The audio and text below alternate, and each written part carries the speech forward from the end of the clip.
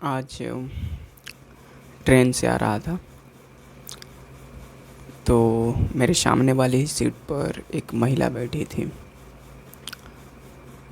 तो वो किसी दूसरी महिला से बात कर रही थी दूसरी साइड। तो उसी दरमियान उन्होंने कहा कि अभी मैं महिला बोगी में हूँ, सबसे पीछे वाला मैं। तो महिला को बोगी बता दो आपको, उसको कहा जाता है जो कि कोई एक बोगी होती है या दो भी बोगी होती है कभी कभी, जो स्पेशली महिलाओं के लिए रिजर्व रहती है कि उसमें महिलाएं ही केवल बैठेंगी, उसको बोलते हैं महिला बोगी। तो यही बोल रही थी फ़ोन पर दूसरी साइड कि मैं महिला बोगी में हूँ। मुझे पता नहीं था महिला बोगी है या नहीं है, लेकिन इन्होंने वही बात बोला, अब मैं भी उसी में था।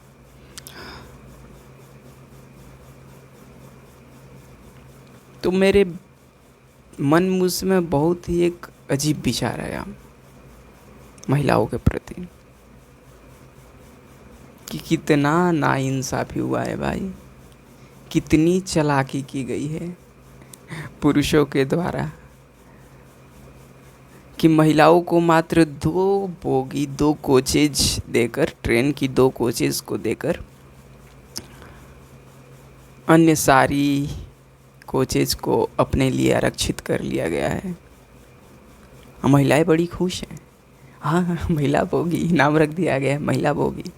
अरे पूरा ट्रेन तुम्हारा हो सकता था और तुम संतुष्ट हो गई किसमें? तो महिला बोगी। प्रसन्न है, महिला बोगी हमारी बोगी है, महिलाओं की। ये प्रसन्नता की बात नहीं है।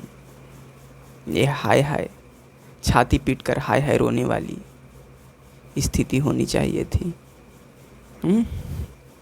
भाई इंसान हो, खुद को काहे को मतलब कमज़ोर, एकदम दबा सताया हुआ घोषित करने पर लगे हो। महिलाओं का मतलब ही होता है कि जो समाज में पुरुषों ने घोषित कर ही दिया है कि महिलाओं का मतलब होता है कि जो समाज में दबा दबा रहे, एकदम अपनी आवाज़ नरम करके रहे। तो ऐसा मत करो, अपने पर टैग मत दो, अपने ऊपर स्टिकर मत चिपकाओ महिला होने का, कहो इंसान है, ठीक है ना। हाँ, बड़ा अच्छा लगा आज जब ट्रेन में देखा कि एक महिला एकदम झाड़ दी, एक मतलब पी कर आया था तो उसी को बहुत अच्छे से झाड़ी एकदम ऊंची आवाज़ में। तो उस समय फील हुआ कि लग रहा है देश बदल रहा है, सपनों का देश बन रहा है, ठीक है ना। वो मेरा सपनों का देश होगा जिस दिन लड़कियां भी हाथ छोड़कर बाइक चलाएंगी सड़कों पर। जब ऑटो रिक्शा मतलब केवल पुरुष ही नहीं, महिलाएं भी चलाएंगी। हाँ, सड़कों पर मर्द ही नहीं, औरतें भी कारोबार करते हुए अपना खुद का अस्तित्व बनाते हुए दिखेंगी। हाँ, तो वो भारत मैं इंतज़ार करता हूँ, देखो कब तक बनता है। और ऐसा रहेगा तो कभी नहीं बनेगा। महिला बोगी पर खुश हो जाओ।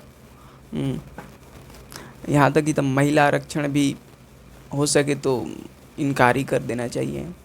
आरक्षण मांगना ये तो शिक्षा में मांगो, नौकरी में नहीं कि छूट दे दो। हाँ, वहाँ मांग करो अपनी कि मुझे पढ़ने का हक दो। बस उतना ही काफ़ी है। और दूसरा चीज़ एक मैंने देखा कि आजकल मैं बहुत इस चीज़ के से परेशान हो गया हूँ भाई, बहुत बहुत ख़राब लग रहा है ये चीज़ हमको। मतलब एक शब्द होता है सिविक सेंस, उसका तो इस कदर धज्जियाँ उड़ाया गया है, खासकर हमारे भारत के बिहार प्रांत में, या फिर पहले पूरा उत्तर भारत में भी। उत्तर भारत में तो उतना ट्रेवल नहीं किया हूँ, लेकिन जहाँ तक भी मैंने किया हूँ यहाँ पर पूरा जहाँ भी देखा हूँ सिविक सेंस नाम का जो चीज़ होता है उसका पूरा बढ़िया से धज्जिया उड़ाया गया है कि एक सार्वजनिक स्थान पर, सार्वजनिक जगहों पर कैसे बर्ताव किया जाता है, कैसे रहन सहन रखा जाता है। भाई इसका तो मतलब लोगों ने वो ना हाल किया है ना, कोई कहिए मत। अभी बता रहा हूँ आपको। मैं जब भी बसेस से ट्रेन से सफ़र करता हूँ, भाई साहब हमको 2-4 जन नहीं, 10-20 जन मिल जाते हैं जो एकदम फुल साउंड कर लेंगे फ़ोन पर और मार रील्स इधर से ऊपर हाथ उखाड़े जा रहे हैं कि पता चलता है कि जब तक इनका उंगली निकल के बाहर न चले जाए तब तक उनका फ़ोन का स्क्रीन रुकता ही नहीं है, उनका मतलब आवाज़ बंद ही नहीं होता है, एकदम फुल साउंड पे कर लिए हैं। कौन क्या सोचे, मतलब उससे दिक्कत हो रहा है ना दिक्कत हो रहा है वो तनिक भी नहीं सोचना है कि कोई असहज महसूस कर रहा है, किसी को दिक्कत तो नहीं हो रहा है, ये सोचने की बात। मतलब ख्याल भी इसका ना है उन लोगों को। तो मैंने कई बार अभी जा ही रहा था 2 दिन पहले एक ट्रेन में, हम सोचे कि थोड़ा किताब पढ़ ले भाई, बगल में एक जन बैठ के मार गाना पे गाना, मैंने अपना इंटरटेनमेंट में लगे हो। हम कहें तो हमारा दिमाग का दही बना देंगे इसी तरह करके, इंटरटेनमेंट भाड़ में लेकर चले जाएंगे हमको। मतलब गुस्सा आ गया था। अब बाकी सब जगह पे देखा तो जगह भी नहीं था, जहाँ जगह था वहाँ पर अलगे बदकुचन चल रहा है, जाओगे तो उधर मतलब एक से एक लोग भरे हैं। तो ये थोड़ा हमें दिक्कत लग रहा है। बसेस में भी एक दिन क्या, जब भी जाता हूँ 2-4 लोग मिल ही जाते हैं जो अपने अलग ही धुन में मस्त हैं एकदम। तो आज सोचा कि मार्कर से लिख दो, मतलब ट्रेन में ही, कि यूज़ हेडफोन, ये आपके बाप का घर नहीं है। लेकिन नहीं मिला, नहीं तो मैं तो लिखना शुरू करने ही वाला था। हमको लगता है कि ऐसे ही इसका समाधान होगा। लोगों को, हाँ, जो गलत है उनको बताना पड़ेगा कि आप गलत हैं। नहीं तो भाई उनकी अकड़ देखता हूँ, मतलब आप दंग रह जाएंगे। वो गलत होते हुए भी इतने अकड़ झाड़ते हैं, इतने अकड़ झाड़ते हैं कि आप कहेंगे कि मैं गलत हूँ, मैंने बोलकर इनको गलत कर दिया, ये गलत कर रहे थे तो ये गलत नहीं है।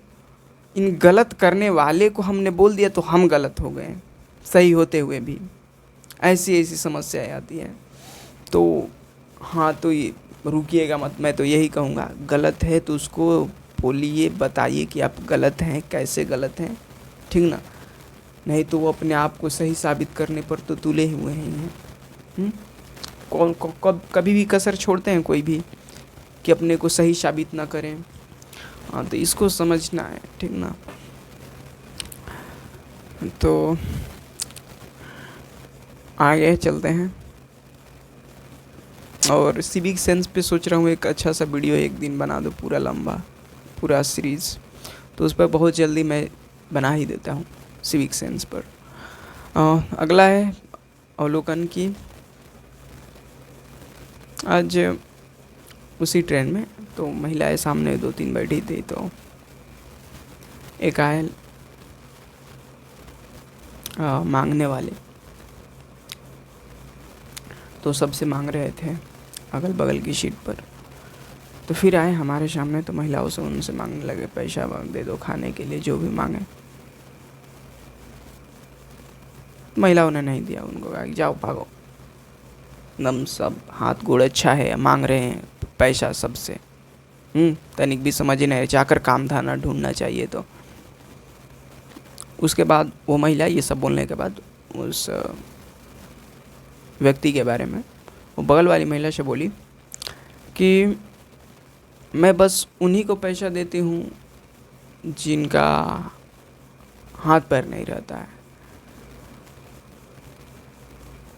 मतलब ये सुनने के बाद मैं हम सोचने लगा, और कुछ समय के बाद मेरे अंदर से आवाज़ आया कि ये लोग सिर्फ उन लोगों को पैसा देती हैं जिनके हाथ पैर नहीं हैं। तो इन्हें तो सबसे पहले खुद को ही पैसा देना चाहिए। क्योंकि देखा जाए समाज में तो सबसे ज़्यादा हाथ पर, पैर पर जिसके पाबंदी लगाया गया है वो कौन है? वो सिर्फ महिलाएं हैं, हमारे समाज की नारियां हैं, औरतें हैं। तो पहला भला पैसा, उस पैसे को खुद को देना चाहिए ताकि उससे छुटकारा मिले उस बंधक से, ताकि खुद को एक नया हाथ पैर दे सके और उसके सहारे इस दुनिया को देख सके, इस दुनिया में घूम सके, इस दुनिया में कुछ कर सके खुद के लिए और इस दुनिया के लिए। तो ये चीज़ मुझे बड़ा वो बात लगा कि ये औरतें तो सोच रही है लेकिन ज़्यादा दूसरे के बारे में सोच रही है, खुद को नहीं देख पा रही है। तो यही कहूँगा कि और देखा जाए तो दुनिया के सबसे ज्ञानियों की बात, जो बड़े बड़े ज्ञानी रहे उनका भी औचित्य यही रहा है। ज्ञान का अंतिम ध्येय उद्देश्य यही रहा है कि बाहर बाद में देखिएगा, पहले खुद को देखिए, ठीक ना। कई बार ऐसा होता है कि हम लोग दूसरे को देखते लगते हैं कि दूसरे में कमी है, दूसरे में खामी है, दुनिया को ऐसा होना चाहिए था, ऐसा होना चाहिए था, ये होता तो और अच्छा होता। जबकि कमी वो जो बाहर दिखाई दे रही है वो बाहर की कमी नहीं है, हमारे अंदर की कमी है।